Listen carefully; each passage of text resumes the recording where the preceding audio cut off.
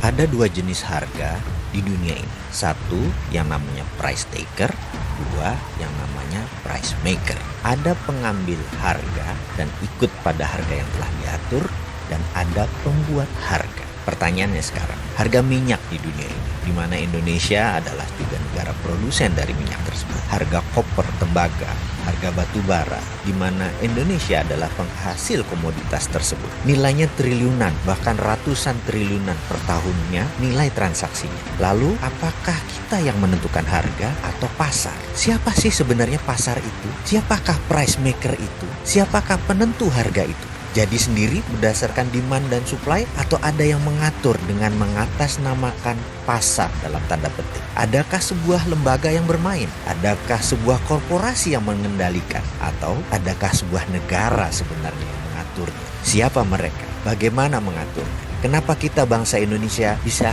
menjadi korban atau hanya sebagai price taker saja? Tidak bisa Indonesia menjadi price maker. Kenapa kita tidak bisa menentukan harga? Mengapa harga teh, harga tembakau, harga sawit, CPO kita sebagai negara produsen kalah dengan pasar? Atau karena bursanya di Bremen, di negara lain, atau bursanya untuk CPO ada di Malaysia. Walaupun Indonesia penghasil CPO terbesar di dunia, kita menjadi tidak berdaulat karena bursanya bukan di Indonesia. Apa karena itu? Mengapa ke depan kita tidak menjadi price maker saja? Untuk menjadi negara berdaulat, harus ada yang Indonesia dominasi. Dengan adanya yang Indonesia dominasi, maka kita punya efek penggentar atau deterrent effect. Kita lihat peta dominasi dunia. Entertainment didominasi Hollywood, Amerika. Trading, perdagangan dan logistik lebih dari 60% didominasi oleh China. Militer didominasi oleh Amerika. Anggaran militer itu 1.000 billion, atau kalau seluruh dunia anggaran militernya dijumlahkan, termasuk China, Indonesia dan lain sebagainya, nggak ada apa-apanya dengan anggaran militer Amerika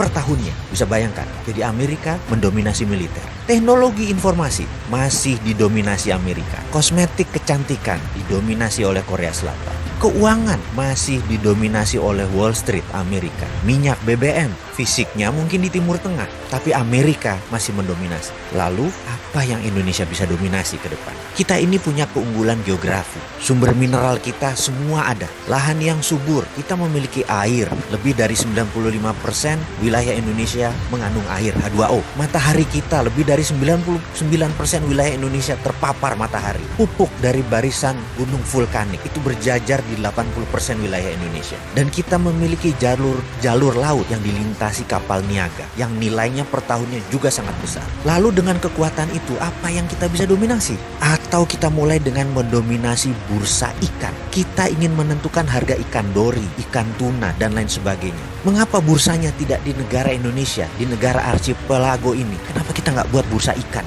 yang bisa menentukan harga ikan? Atau mengapa kita tidak menjadi negara penguasa food hegemoni? Kita mendirikan food estate di mana-mana, di banyak lahan di Indonesia yang masih kosong untuk menjadi pangan dunia, lengkap dengan pengalengan dan pembekuannya. Mengapa kita tidak membangun bursa untuk mineral, logam industri, bursa tanah jarang? Sungguh Pak Pemimpin, mengelola negara kalau normal itu membosankan. Terkadang kita perlu sedikit gila untuk membangun bangsa ini. Itu baru namanya revolusi.